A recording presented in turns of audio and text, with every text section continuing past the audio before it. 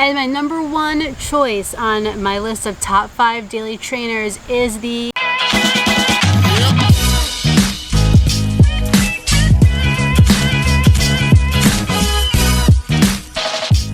Good morning, YouTube!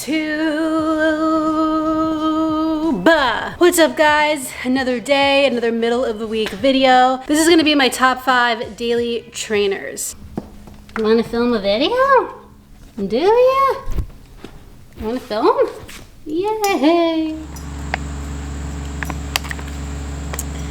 I just came back from a 6-mile run. Finally got 50 miles in the Pegasus 37s. So that's gonna be this weekend's video. There's also some construction going on behind me, so we're gonna have to just deal with it. Good. Okay, so like I said inside, we're gonna do my top 5 daily trainers. Number 5 being my least favorite, 1 being my most favorite, but keep in mind, they're all kind of my favorite. I just like some more than others for different reasons, etc., etc. Ruby's out here, so it's like no matter how many times I give her the ball, she doesn't want the ball and wants to eat every stick outside. Okay, so the first shoe on my list is not one that's in the top 5, it's an honorable mention, and that is the Asics Gel NIMBUS LITE. I've had this shoe for a while and I haven't run in it, I haven't ran in it. I don't know, my girlfriend's always telling me I'm saying it wrong. I haven't worn it in a long time, but it is a really good shoe. There's nothing super special to it, but the flight foam in the NIMBUS LITE is different from the NIMBUS 22, where the NIMBUS 22 is just standard flight foam. This is flight foam with like cellulose nanofiber, so it's slightly softer, feels a little bit lighter underfoot, which is always something that we like. And another positive about this shoe over the standard NIMBUS 22 is that the upper is a lot more dialed down. As we've come to realize, Asics uppers do tend to be a little bit intense, a little bit bulky with lots of overlays. This has some overlays, but it's a little more dialed down. Hence the word light, I guess. It just didn't make it to that top 5 for me because it's not a very exciting ride. And there are other shoes that I kind of gravitate to before this one. But yeah, honorable mention, Asics Gel NIMBUS LITE. Break out. Go get it. Alright, so number 5 on my official list of top 5 daily trainers is the New Balance 1080 V10. This was one of the first shoes that I ever really reviewed, and I fell in love with it from my first run. There are a lot of things that I really like about this shoe. Starting with the midsole, we have a lot of fresh foam. It's got more underfoot, more protection. It's really plush. You feel like you're running on a marshmallow. And what helps that, what makes you feel like you're not kind of slogging through the miles, is this rocker technology that New Balance has also added to the shoe. So it's easy for your foot to roll forward and you don't feel like you're sinking down in like a quicksand shoe, which is my new word that I should trademark. My new phrase that I should trademark. The other thing that I really did like about the 1080 V10 is the upper. New Balance is using a hypo knit here, and I felt like it was one of the better knit uppers that I've tried. I don't tend to really like knit uppers. It's the perfect middle ground between constrictive and loose. It's a good fit, and it has pretty good traction. I think the only reason why it's not higher up on my list is because I've tried other shoes recently that I like better, but for a while this would have been the top contender. It's still a great option, still a shoe that I would highly, highly recommend. Number 5, New Balance 1080 V10. Coming in at number 4, we have the Asics NOVABLAST. I think a lot of you will probably be surprised that it's number 4, not like number 2 or 3. But because of the stability issue with this shoe and the rigidity of the upper, I kind of had to knock it down a couple places, but it's still an awesome shoe. If you see my full review on this shoe, you know that I really love the Flight Foam Blast. I think Asics really hit it out of the park with Flight Foam Blast, and they need to incorporate it into more of their shoes. It's soft, it's bouncy, it's resilient, and it appears to be a pretty durable foam as well. And we have some AHAR Plus rubber, which is better than regular AHAR, I guess. I can't confirm that it's better, but I can confirm that it's good. If you're a person who overpronates, this shoe is gonna make you pronate more. You're just gonna go like this. So while it may not have been the best option for my foot, I still did get really excited to run in the shoe. and looked forward to picking it up, and I enjoyed taking it to 50 miles. I think I got to 50 plus miles. But anyway, number 4, Asics NOVABLAST. Great shoe. Coming in at number 3 on my list of top 5 daily trainers, we have the Hoca CLIFTON 7. Some of you might be surprised that the CLIFTON 7 is above the NOVABLAST or the 1080 V10, but there's a couple reasons why I like this shoe better than those so far. For one, it has a much more stable platform, so that's already a huge advantage in my book. I love that it's just using lots of nice EVA underfoot. It is very plush. It is extremely soft and marshmallowy. I definitely like this upper a lot better than the 1080 V10s. I like the heel counter better.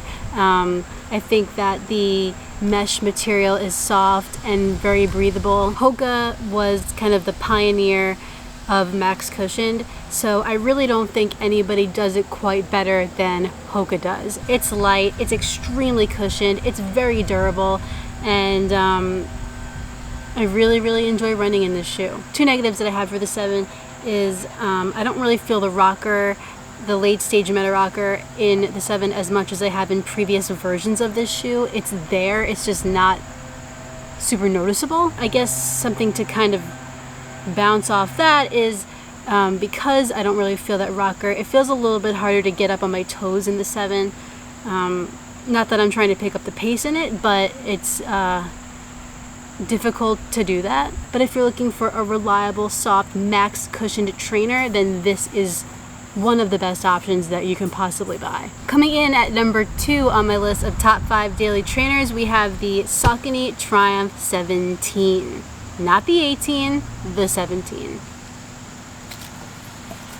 The Triumph 17 was kind of a surprise to me in 2020. I wasn't very excited to try it. It kind of looked like a big, heavy, hot shoe to me. I mean, in some ways, yes, this is a heavy and hot shoe, but